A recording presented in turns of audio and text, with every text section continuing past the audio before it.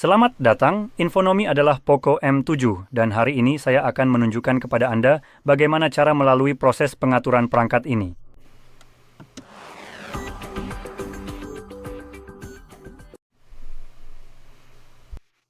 Jadi ketika Anda menyalakannya untuk pertama kali, Anda akan disajikan dengan layar yang sama seperti yang Anda lihat di sisi saya. Dan dari sini saya akan mulai dengan hanya mengklik panah karena ini adalah satu-satunya hal yang bisa kita lakukan. Dan ke halaman berikutnya, kita bisa memilih bahasa yang diinginkan. Untuk saya secara default terpilih bahasa Polandia yang saya yakin diambil dari lokasi. Jadi kita akan menggulir ke bawah dan mencari bahasa kita. Sekarang saya akan memilih bahasa Inggris. Tidak seperti yang Anda lihat, ada beberapa wilayah berbeda untuk bahasa Inggris. Jadi saya akan memilih, tahu tidak? Ya, mari kita pilih India. Saya jelas tidak ingin memilih UK dan US. Juga tidak memiliki hak konsumen yang baik. Dan sejujurnya saya tidak tahu apakah ini benar-benar berpengaruh, tapi jika ada kemungkinan kecil itu berpengaruh, saya akan merekomendasikan memilih sesuatu yang bukan bagian dari AS atau Inggris. Kedua tempat ini adalah pilihan terburuk yang bisa Anda pilih sebagai asal Anda dalam hal hak konsumen. Dan idenya di sini adalah, misalnya, ketika Anda memiliki Uni Eropa sebagai contoh, yang merupakan tempat asal saya, khususnya Polandia, jika Uni Eropa memutuskan bahwa mereka akan perkenalkan semacam undang-undang yang memaksa perusahaan seperti Google atau Xiaomi untuk mengubah sesuatu yang mereka lakukan. Mereka akan dipaksa untuk melakukannya atau mereka akan didenda dan pada akhirnya akan dipaksa untuk menghentikan bisnis mereka di Uni Eropa. Benar? Yang belum tentu merupakan hal terbaik yang bisa terjadi pada Anda. Lihat saja Huawei. Jadi dalam kasus ini, mereka akan semacam dipaksa untuk mematuhi, dan jika Anda berada di Uni Eropa, Anda akan mendapatkan manfaat seperti itu yang bekerja untuk Anda. Tetapi jika ini adalah sesuatu yang Anda tahu merugikan operasi perusahaan, maka ada kemungkinan perusahaan itu hanya akan menerapkan perubahan semacam ini di Uni Eropa dan membiarkan semuanya tetap seperti semula di tempat lain. Jadi itulah maksud saya di sini. Jelas entah kenapa kita tidak benar-benar punya pilihan di sini. Jadi saya hanya memilih sesuatu yang bukan Inggris atau AS. Ini adalah Inggris, kebebasan berbicara, selamat jalan. AS, kebebasan untuk memiliki apa saja, selamat jalan. Jadi Anda membayar untuk sesuatu yang bahkan tidak Anda miliki di sana. Jadi saya tidak akan memilih itu. Dan sebenarnya di sini kita lihat itu. Kita benar-benar punya satu wilayah di sini. Jadi kita bisa memilih apapun yang benar-benar bisa kita pilih di sana, apapun yang kamu mau, karena memang kita punya satu wilayah. Jadi saya akan memilih Polandia yang sudah dipilih secara default karena itu bagian dari Uni Eropa, tapi kamu bisa memilih yang lain dan saya memang menyarankan memilih itu hanya untuk alasan itu. Semoga saja kemungkinan terkecil itu akan membuatnya bisa berjalan seperti ini, dan untuk kemungkinan terkecil, kamu bisa punya lebih banyak kebebasan. Dibandingkan dengan misalnya Inggris, di mana, Anda tahu pemerintah Anda, jika Anda berasal dari Inggris, benar-benar ingin mendapatkan akses kembali ke perangkat Anda. Sesuka hati mereka, kapanpun mereka mau, tanpa adanya perintah pengadilan atau hal semacam itu. Hai, Anda mengatakan sesuatu yang tidak baik, kami akan memeriksa apakah Anda benar-benar mengatakan sesuatu yang tidak baik dan kemudian menghukum Anda karenanya. Karena amit-amit Anda berani mengucapkan kata-kata kasar kepada para politisi brengsek kita yang sama sekali tidak melakukan apa-apa selain benar-benar menindas Anda, bukan? Itu bisa dihukum oleh hukum meskipun kita punya kebebasan berbicara, bukan? Jadi saya akan memilih negara lain hanya demi secuil peluang itu, agar seorang politisi brengsek tidak bisa menghukum saya hanya karena saya memanggilnya dengan kata-kata kasar. Dan ya, pada dasarnya itulah sudut pandang saya. Jadi mari kita lanjut ke halaman berikutnya, yaitu syarat dan ketentuan. Jadi kita punya perjanjian pengguna, kebijakan privasi, dan Anda bisa mengetuk salah satu atau keduanya untuk membaca dengan tepat apa yang Anda setujui. Akhirnya Anda tetap harus centang kotak di bawah bahwa saya telah membaca dan menyetujui syarat dan kebijakan privasi. Lalu lanjut ke halaman berikutnya. Seperti biasa saya tidak akan membacanya sedikit pun. Jadi saya akan langsung mengabaikannya saja. Sekarang satu hal lagi, ketika Anda pergi ke halaman berikutnya yang baru saja saya tutup, tunggu sampai muncul pop-up. Nah itu dia. Anda bisa lihat, itu otomatis muncul di layar. Ini adalah halaman yang dimaksud di sini. Pada bawahnya Quest Cross ini adalah halaman yang dirancang untuk membantu Anda memindahkan data dari perangkat lama ke perangkat yang baru ini. Nah, caranya Cara kerjanya benar-benar buruk. Bagaimana data dipindahkan dan data apa saja yang dipindahkan itu sangat buruk, dan saya tidak menyarankan untuk menggunakannya. Ada cara yang lebih baik yang akan saya tunjukkan di akhir video ini tentang bagaimana saya melakukannya. Tapi untuk orang-orang yang tertarik dengan ini dan ingin tahu apa fungsinya di masa depan, penjelasannya adalah seperti berikut. Ini adalah proses impor data milik Google.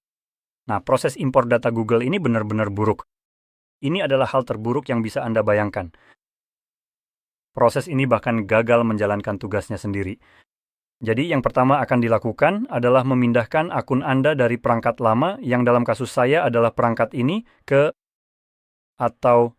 kalau saya ingin melakukan ini, ke perangkat yang satu ini. Dan hanya ada konfirmasi sederhana, saya rasa lewat seperti ini. 3 angka yang dipilih, Anda tahu angka yang benar yang terlihat di ponsel lain dan Voila, Anda tidak perlu masuk lagi. Akun tersebut sudah ada di ponsel ini dari Google, bukan?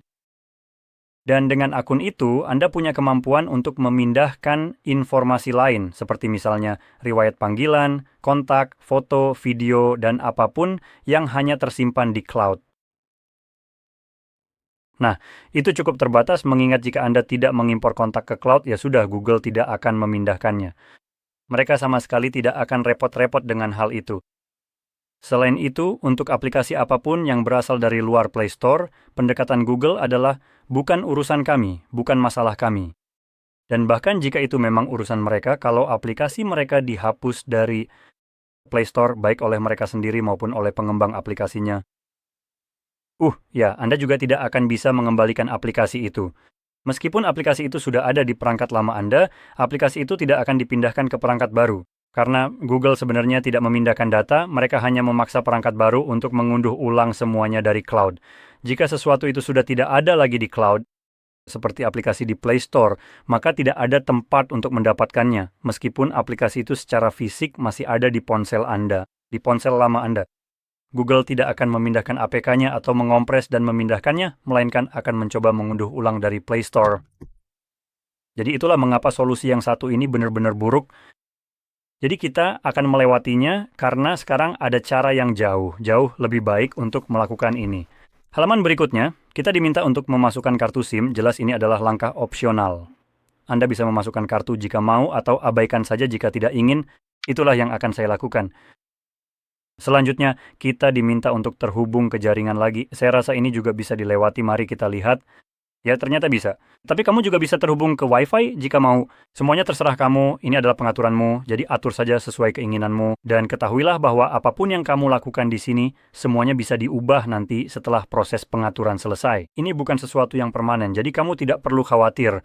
Kalau kamu hanya ingin langsung ke layar utama dan, langsung menggunakan perangkatmu sekarang. Silakan. Sekarang kita bisa memilih jenis perlindungan untuk perangkat kita. Opsi pertama, kunci layar, sebenarnya berisi 3 pilihan berbeda, PIN, pola, atau kata sandi. Dan kamu akan membutuhkan salah satu dari ini jika berencana menggunakan sidik jari atau pengenalan wajah, atau keduanya. Alasan dari persyaratan itu adalah karena sidik jari dan pengenalan wajah merupakan perlindungan biometrik. Dan biometrik tidak 100% dapat diandalkan, jadi pada saat-saat tertentu mereka bisa saja bersikap rewel dan menolak membuka kunci perangkatmu. Karena, amit-amit ada setitik debu atau noda kecil di jari atau wajahmu, kan? Anda selalu dapat mengandalkan pola, kata sandi, PIN, atau apapun yang telah Anda atur untuk membuka kunci perangkat Anda. Itu tidak peduli jika ada noda kecil di wajah Anda atau setitik debu di jari Anda. Dan saya akan memilih pola di sini setelah Anda memilih salah satu opsi ini. Xiaomi menganggap basis penggunanya ber-EQ suhu ruangan, jadi mereka memberi Anda timer 4 detik untuk memberitahu Anda. Dengan begitu, Anda perlu mengingat kunci layar Anda. Air tampaknya memang basah di sini. Setelah Anda mengonfirmasi itu, sekarang Anda bisa memasukkan perlindungan Anda. Jadi untuk saya, itu adalah pola. Pola sebenarnya memang harus mengenai jumlah titik tertentu yang disentuh. Jadi sebagai contoh, jika saya ingin membuatnya jelas. Jika saya melakukan ini, Anda lihat, ini terlalu singkat. Saya tidak bisa menggunakannya. Jadi setelah Anda menyiapkannya, maka kita akan, sebenarnya kami terlihat seperti, mari kita periksa dengan cepat. Itu terlihat agak aneh. Ya, ini, jadi setidaknya 4 titik. Jadi ulangi dan konfirmasikan. dan sekarang sudah siap. Nah, di sini ia langsung melompat ke depan. Sebagian besar perangkat sebenarnya kembali ke opsi kunci layar untuk biometrik di sini sepertinya diabaikan dan langsung lanjut. Jadi jika Anda mau, Anda sebenarnya bisa kembali dan menambahkannya juga. Atau Anda bisa langsung memilih sidik jari atau pengenalan wajah, dan itu akan memaksa Anda untuk menambahkan kunci layar terlebih dahulu. Sekarang saya akan berhenti di sini sebentar dan menjelaskan halaman ini. Jadi bagian ini akan lebih berfokus pada privasi dan segala omong kosong yang Google coba sodorkan ke Anda di sini. Jadi jika Anda tidak tertarik dengan ini, silakan saja untuk melewatinya. Sebenarnya tidak ada yang berubah. Apapun di sini tidak benar-benar mengubah cara perangkat Anda beroperasi, jadi Anda tidak perlu terlalu khawatir. Tapi ini akan membuka wawasan Anda soal privasi dan bagaimana perangkat Anda sebenarnya bekerja atau pura-pura tidak bekerja seperti itu. Jadi mari kita bahas 3 opsi di sini. Kita punya opsi gunakan lokasi, kirim data pengguna dan diagnostik, serta izinkan pengiriman data pengguna dan diagnostik, skinning, dan kirim data pengguna dan diagnostik. Bersama dengan opsi terakhir yang sebenarnya tidak bisa diaktifkan atau dinonaktifkan, tapi tetap salah satu yang paling penting, yaitu install pembaruan di aplikasi. Jadi mari kita bahas hal-hal ini seperti gunakan lokasi yang pada dasarnya memungkinkan perangkat untuk melacak lokasi Anda melalui sinyal GPS atau Wi-Fi, dan Anda bisa mematikannya. Silakan saja Anda bisa mematikannya. Satu-satunya hal yang akan terjadi adalah menurut saya lokasi Anda akan non-aktif di pengaturan. Sebagai contoh, jika saya membuka ponsel saya, jadi ketika Anda mengaktifkan lokasi di sini seperti ini, tombol pengalinya mungkin akan aktif. Tanpa itu saya rasa akan non-aktif, jadi tidak terlalu berpengaruh. Dalam hal pelokalan sebenarnya tidak mengubah apa-apa, jadi kita bisa lanjut. Izinkan pemindaian, jadi ini memungkinkan perangkat untuk mencari sinyal seperti Wi-Fi dan Bluetooth yang sangat bagus. Jadi hanya untuk sekadar membahasnya, ini memungkinkan aplikasi dan layanan untuk memindai jaringan Wi-Fi dan perangkat terdekat kapan saja. Bahkan, meskipun Wi-Fi atau Bluetooth sedang mati, yang mana sangat luar biasa, sekarang ini dalam keadaan mati, jadi jelas tidak bisa melakukannya sekarang, setidaknya seharusnya begitu. Sekarang ini, jika kamu berpikir seperti seorang korporat, entitas yang memutuskan untuk melakukan ini, penjelasannya mulai terasa agak kosong. Maksudku, untuk hal-hal seperti perjanjian hukum yang mereka miliki, itu bisa berlembar-lembar ketika menyangkut perlindungan diri mereka sendiri.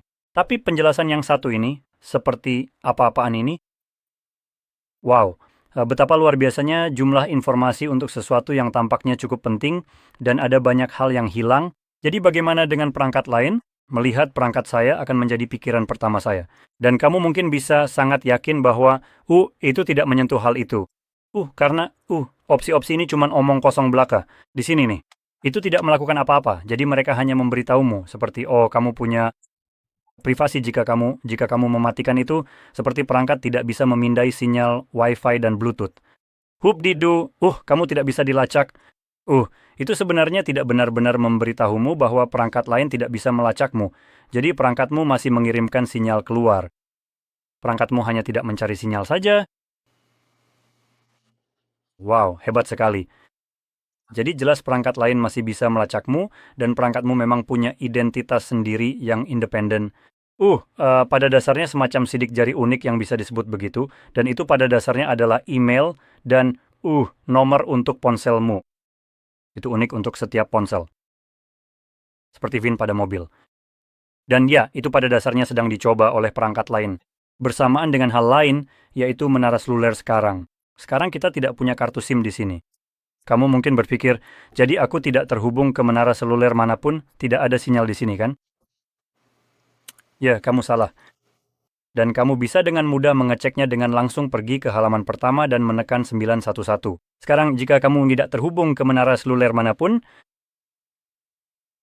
panggilan seperti ini seharusnya tidak akan tersambung ke mana-mana. Maksudku cara panggilan ini tersambung adalah melalui menara seluler. Hanya saja ini adalah panggilan darurat, jadi kamu tidak perlu kartu SIM untuk melakukan ini. Tapi kamu tetap bisa melakukannya bahkan saat tidak ada kartu SIM, bahkan ketika ponselmu tidak menunjukkan adanya sinyal sama sekali, seperti sekarang, karena memang tidak ada kartu SIM. Tapi perangkatmu saat ini terhubung ke menara seluler terdekat denganmu. Dan dengan koneksi itu, perangkat juga mengirimkan informasi email dan lokasimu yang sebenarnya sudah kita nonaktifkan. Tapi itu tidak masalah, karena perangkat tetap saja mengumpulkannya. Mungkin tidak seakurat ponsel, tapi ya begitulah. Menara seluler tetap saja memberikan lokasi yang cukup akurat kok. Selanjutnya, ada pengiriman data pengguna dan diagnostik yang sebenarnya agak bertentangan ya. Jelas saja, jika kamu mematikan itu dengan koneksi apapun ke menara seluler manapun, karena dengan terhubung ke menara seluler, kamu tetap mengirimkan data pengguna dan diagnostik. Apapun datanya, bagaimanapun kamu mengklasifikasikannya, itu tetap semacam data, dan semua data di perangkat ini saya anggap sebagai data saya, karena ada di ponsel saya. Saya sedang berusaha mencegah perangkat ini membagikan informasi apapun saat ini, tapi itu masih tetap berjalan. Jadi hal ini sebenarnya agak melanggar poin yang saya maksud di sini. Dan sebagian dari data ini adalah informasi email kamu. Itu adalah informasi email ponselmu yang saat ini sedang diteruskan ke menara seluler. Ini cukup menarik mengingat opsi ini sekarang sudah dinonaktifkan. Dan hal terakhir adalah pengiriman data pengguna dan diagnostik. Nah, yang satu ini penjelasannya akan sedikit lebih panjang, karena ini adalah sesuatu yang sebenarnya tidak pernah benar-benar kamu lihat, setidaknya apa yang akan saya bahas berikutnya. Di sini, yang sebenarnya dibahas adalah fakta bahwa kamu bisa memperbarui atau menghapus pembaruan untuk aplikasi dan memperbarui sistemmu secara manual, dan hal-hal seperti ini. Tapi sekali lagi, konteksnya ada pada informasi yang hilang di sini. Dan informasi yang hilang itu adalah salah satu yang paling penting, setidaknya menurut saya ketika berbicara tentang privasi perangkatmu, yaitu layanan pembaruan OTA. Mungkin kamu sudah pernah mendengar istilah OTA ini, dan mungkin juga kamu sama sekali tidak tahu apa fungsinya. Hey, kalau kamu punya kulkas pintar Samsung, mungkin kamu pernah kena masalah ini setelah membeli kulkas seharga $3.000 yang sekarang malah menampilkan iklan di layarnya. Luar biasa. Dan, mungkin kamu berpikir, aku nggak akan memperbaruinya. Tapi tetap saja itu masih ada kan? Nah, itu dipaksakan kepadamu ke kulkas itu atau perangkat apapun seperti ini melalui layanan pembaruan OTA. Pada dasarnya ini adalah alasan omong kosong yang digunakan perusahaan seperti Google untuk mendorong apapun yang mereka mau ke perangkatmu tanpa izin atau bahkan sepengetahuanmu. Karena kamu tidak pernah tahu bahwa perangkatmu sudah diperbarui dengan cara seperti ini. Nggak ada bilah kemajuan, nggak ada info pengunduhan, nggak ada apa-apa, nggak ada informasi pembaruan berhasil, nggak ada apa-apa. Dan proses ini secara umum digunakan misalnya untuk hal-hal seperti patch keamanan. Ketika ada semacam kerentanan yang ditemukan di Androidmu, itu akan diperbaiki melalui pembaruan OTA, jadi kamu tidak perlu kamu tahu khawatir tentang itu karena akan otomatis diperbaiki dan kamu bisa lanjut menggunakan perangkatmu. Kamu bahkan tidak tahu bahwa ada sesuatu yang tidak aman di perangkatmu. Tapi misalnya, ketika pada tahun 2025, Google memutuskan untuk mengumumkan bahwa mereka akan meluncurkan perubahan pada Android mereka. Bahwa kamu tidak akan lagi bisa menginstal aplikasi pihak ketiga selama aplikasi tersebut belum ditandatangani oleh Google. Dan ini adalah cara mereka untuk melawan iklan malware yang juga ada di Play Store, namun sama sekali tidak mereka bahas atau sentuh. Tapi, hey, jika kamu seorang pengembang dan mengizinkan orang mengunduh di luar toko kami ingin tebusan. Jika tidak, kamu tidak akan bisa mendistribusikan iklan ini dan orang-orang tidak akan bisa menginstalnya. Jelas orang-orang benar-benar marah tentang hal ini karena pada saat itu, ponsel Google, ponsel apapun yang menjalankan Android pada dasarnya adalah versi iPhone yang lebih buruk dan lebih bodoh. Karena memiliki semua kekurangan dari iPhone, tanpa ada keuntungan dari segi keamanan seperti iPhone. Dan Google, jelas dari reaksi keras yang mereka terima, bahkan itu pun belum cukup keras, memutuskan untuk sebagian mundur dari keputusan tersebut. Jadi mereka akan menerapkan pembaruan semacam ini, di mana menginstal aplikasi pihak ketiga tidak lagi mengharuskan pengembang membayar biaya tebusan kepada Google sebagai cara untuk memperbaiki iklan malware. Yang mana sekali lagi jika kamu membuat iklan malware yang memata-matai atau semacam malware secara sengaja, kamu tetap bisa membayar Google. Dengan logika seperti ini, aplikasi itu tetap bisa diinstal. Jadi saya tidak yakin bagaimana itu akan menyelesaikan masalahnya, tapi ya sudahlah. Jadi dalam kasus ini, mereka membatalkan keputusan sebelumnya dan malah akan membuatnya jadi jauh lebih merepotkan. Untuk menginstal iklan-iklan ini, yang mana jika kamu pernah menggunakan Samsung belakangan ini, Samsung sudah punya hal semacam ini di perangkat mereka. Dan perangkat itu tidak akan membiarkanmu menginstal iklan pihak ketiga, bahkan ketika kamu sudah menonaktifkan sumber tidak dikenal, seperti yang sebelumnya harus kamu lakukan, kan? Setiap Android sudah punya fitur ini, dan itu sebenarnya sudah menjadi perlindungan.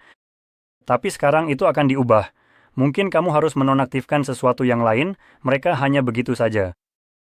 Belum diketahui bagaimana cara kerjanya nanti, tapi suatu hari nanti, kamu tidak akan bisa menginstal aplikasi pihak ketiga dan kamu harus berpetualang sendiri. Mencari tahu apa sebenarnya yang harus kamu matikan supaya benar-benar bisa menginstalnya.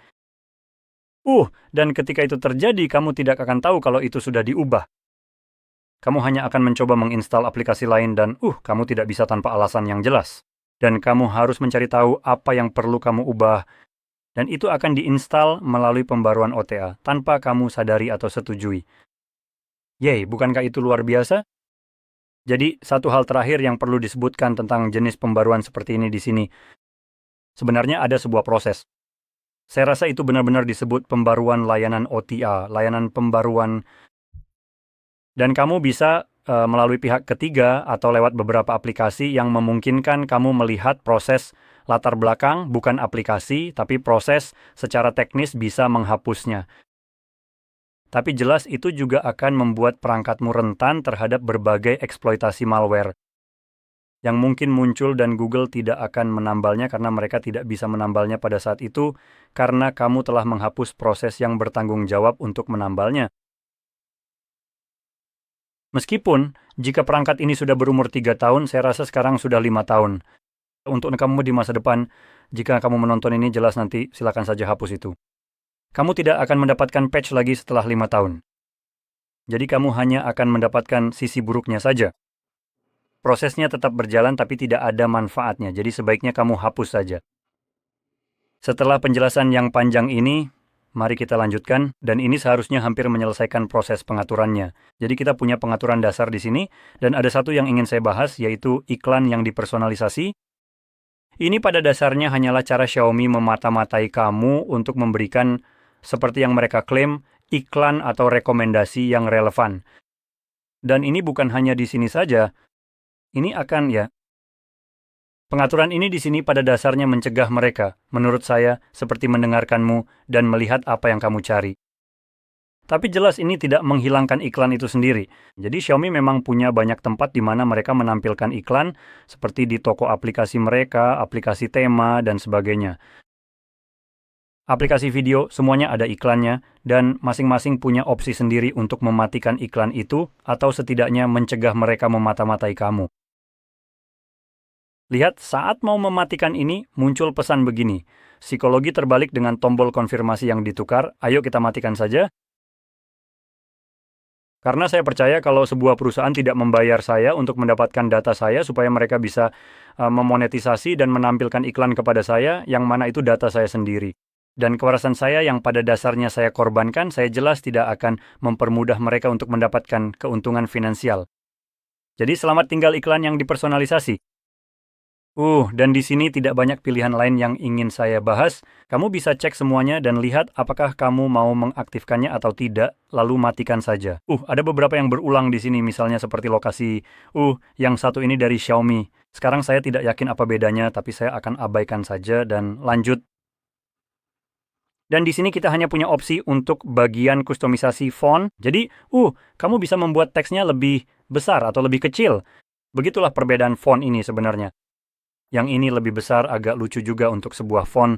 Tapi lanjut, kita punya pengaturan layar kunci. Jadi di sini ditanya apakah kamu ingin menggunakan wallpaper, carousel. Nah, saya pribadi tidak suka fitur ini di sini. Apa yang bisa kamu lihat sebagai contoh wallpaper ini? Crystal itu, adalah contoh yang cukup bagus. Ini terlihat bagus, memang tadinya bagus. Ini adalah gambar-gambar yang tidak keberatan saya jadikan wallpaper layar kunci, karena gambar-gambar ini hanya berpengaruh ketika wallpaper yang Anda miliki, seperti yang ditampilkan di sini, yang sedang saya lihat. Saya minta maaf. Ini adalah notifikasi yang Anda lihat ketika, misalnya Anda menekan tombol daya, Anda memiliki layar kunci, dan Anda sedang berada di layar kunci saat ini.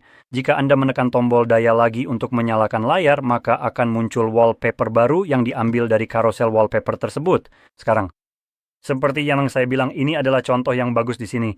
Tapi yang juga akan Anda lihat adalah hal-hal seperti koper, dinding bata, pembantu, aktivitas bersih-bersih, wanita yang sedang berolahraga. Sekarang, sebagai orang yang masih sendiri, ini sebenarnya tidak terlalu buruk. Tapi kalau kamu seorang pria dan bukan lajang, saya tidak bisa membayangkan cara yang lebih buruk untuk pulang ke rumah, meletakkan ponselmu, lalu pasanganmu memarahi kamu. Kenapa ada cewek random nggak jelas jadi wallpaper di ponselmu? Kita memang menghargai ketenangan pikiran kita. Jadi saya sarankan untuk melewatkan fitur ini kalau kamu tidak mau berdebat tanpa alasan yang jelas, hanya karena ponselmu iseng sendiri pada dasarnya. Oke, selanjutnya kita punya launcher, yang pada dasarnya hanya membedakan antara menampilkan semua aplikasi di layar utama seperti iPhone atau menggunakan app drawer khas Android yang bisa diakses dengan menggeser ke atas. Saya akan tetap menggunakan app drawer karena saya sudah terbiasa dengan itu. Hal terakhir di sini adalah navigasi sistem, baik itu gesture maupun tombol. Sekarang saya rasa ada lebih banyak opsi untuk keduanya di pengaturan, kalau tidak salah di bagian sistem dan navigasi. Atau tampilan dan navigasi, sesuatu seperti itu. Jadi, gesture mungkin memberi Anda opsi untuk menyembunyikan bar panduan, meningkatkan atau menurunkan sensitivitas dan sebagainya, sementara tombol mungkin memungkinkan Anda untuk membalik posisi tombol kembali dari kanan ke kiri dan sebagainya. Jadi, bisa jadi ada lebih banyak opsi di sini. Maksud saya, untuk kedua mode ini, Anda punya lebih banyak opsi di luar proses setup sebenarnya. Dan ini mengakhiri proses setup-nya.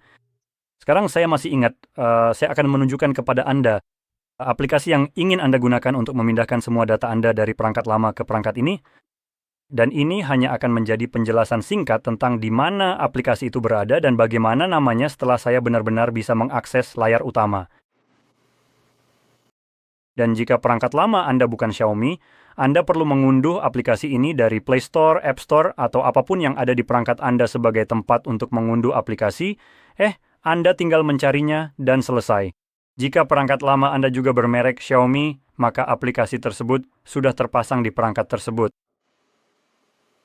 Dan astaga, itu butuh waktu lama untuk mempersiapkan sistemnya.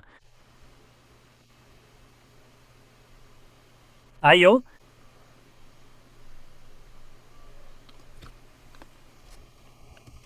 Oh, astaga.